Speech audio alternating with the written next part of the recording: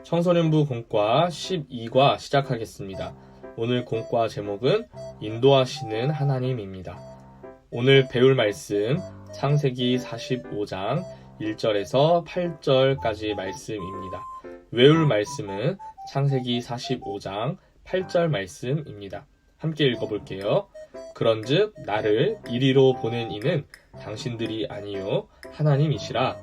하나님이 나를 바로에게 아버지로 삼으시고 그 온 집의 주로 삼으시며 애굽 온 땅의 통치자로 삼으셨나이다. 아멘. 한 번 더 읽을게요. 그런즉 나를 이리로 보낸 이는 당신들이 아니요 하나님이시라. 하나님이 나를 바로에게 아버지로 삼으시고 그 온 집의 주로 삼으시며 애굽 온 땅의 통치자로 삼으셨나이다. 아멘. 오늘도 아래에 있는 빈칸에 말씀을 단어나 문장으로 정리해보면 좋겠어요. 화면을 잠시 멈추고 적어보시고 어려운 친구들은 잠시 기다렸다가 다음에 나오는 내용을 보면서 받아 적어보면 좋겠습니다. 밑에 있는 숲을 만나다 활동해보도록 할게요. 오늘 본문에서 요셉은 어떤 고백을 했는지 적어볼 건데요. 창세기 45장 7절과 8절 말씀이에요. 제가 한번 읽어줄 거고 여러분은 화면을 멈추고 적어보면 좋겠어요.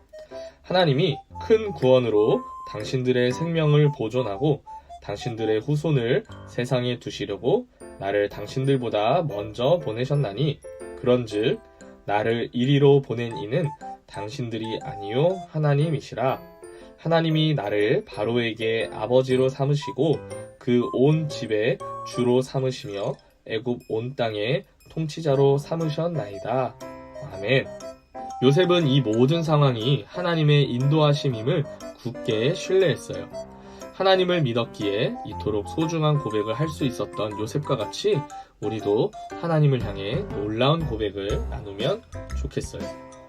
우리 이제 옆 페이지로 넘어가서 열매를 맺다 활동해보도록 하겠습니다. 첫 번째 질문.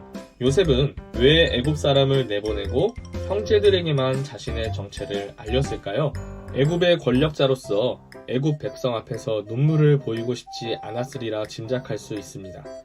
지난 수십 년 동안 형제 사이를 갈라놓은 갈등과 상처를 해소하고 치유하는 순간을 외부인에게까지 보여주고 싶지는 않았으리라 생각합니다. 한편으로는 그들이 요셉의 형제라는 사실을 알게 되면 행여 해를 당할까 염려하는 마음으로 배려했을 수도 있습니다. 또한 다른 사람의 시선에 방해받지 않고 가족과 온전히 재회하려 했을 것입니다. 두 번째 질문이에요. 형들에게 하나님의 계획을 전하는 요셉의 심정은 어땠을까요?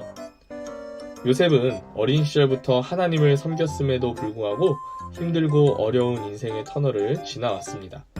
무수한 난관 끝에 높은 지위를 얻게 된 요셉은 그가 겪었던 삶의 고난을 통해 하나님의 섭리를 알게 되었을 것입니다. 그리고 두 번에 걸친 형제들과의 재회를 통해 자신의 삶을 향한 하나님의 분명한 목적을 알게 되었고 하나님이 자신과 항상 함께 하셨으며 지금까지 인도하셨음을 명료히 깨달았습니다.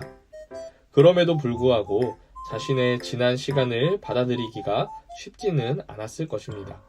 그러나 요셉은 무엇보다 하나님을 신뢰하는 사람이기에 이러한 고백을 할 수 있었습니다. 힘들었던 과거를 이해하게 되고 어려운 시기에도 하나님이 함께 하셨음을 알게 된 그는 이러한 하나님의 인도하심을 형제들 앞에서 고백합니다. 이제 내 삶의 목적을 이루었다는 안도감과 하나님의 인도하심을 누리고 있다는 기쁨과 감격이 차올랐을 것입니다. 세 번째 질문이에요.